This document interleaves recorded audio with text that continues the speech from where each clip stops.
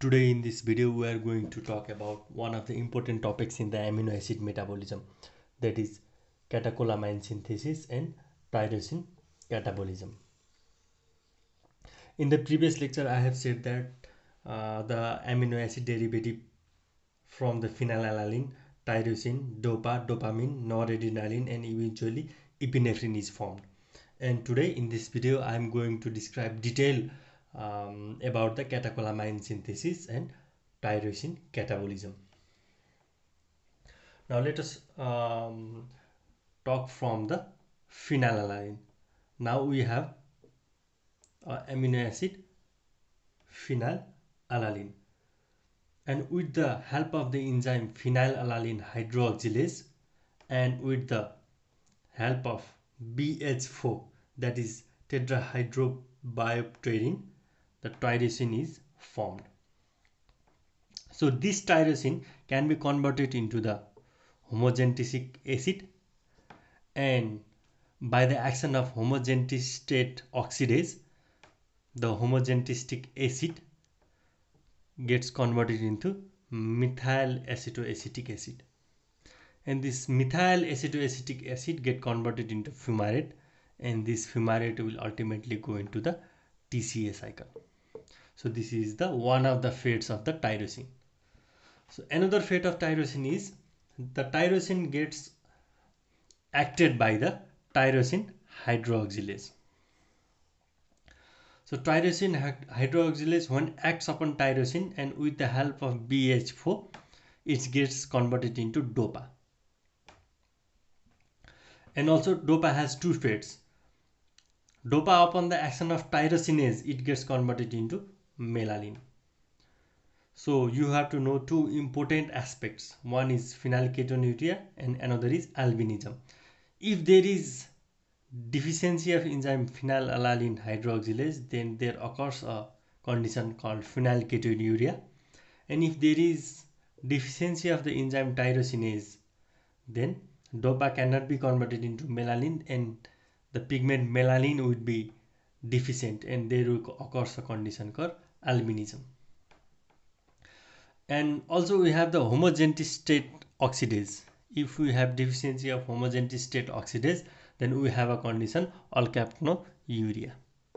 So these are the conditions. So phenylketonuria, I will discuss this condition in detail about next topic.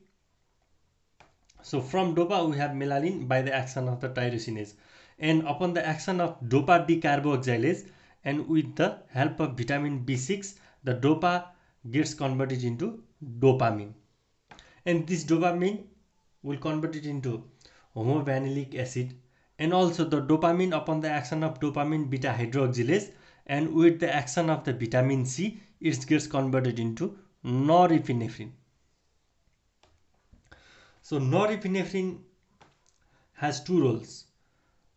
So norepinephrine, upon the action of COMT, catecholomethyltransferase, get converted into normetanephrine, and by the action of monoamine oxidase, the normetanephrine gets converted into vinyl mandelic acid.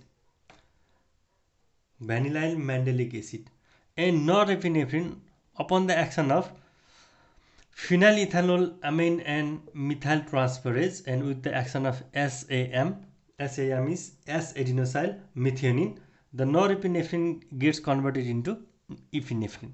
And epinephrine, upon the action of COMT, catecholomethyltransferase, gets converted into metanephrine. And metanephrine, upon the action of monoamine oxidase, gets converted eventually into vanillyl mandelic acid.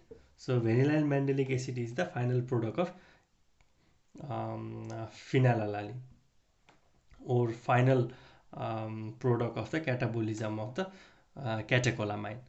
So again I am going to tell you, from the phenylalanine it gets converted into tyrosine, from the tyrosine dopa, from the dopa there can be the melanin, and from the dopa it can becomes dopamine, from the dopamine it can become homovanillic acid, or upon the action of dopamine beta hydroxylase it can become norepinephrine. The norepinephrine gets converted into epinephrine and normetanephrine. Normetanephrine, upon the action of monoamine oxidase, eventually it gets converted into vanillyl mandelic acid, and the norepinephrine, upon the action of phenylenediamine, ethanol amine and methyl transferase, and with the action of SAM it gets converted into epinephrine, and epinephrine, upon the action of COMT, gets converted into metanephrine, and metanephrine eventually converted into vanillyl mandelic acid. So this sums up our topic on catecholamine synthesis or tyrosine catabolism. I hope you understood this lecture. Thank you.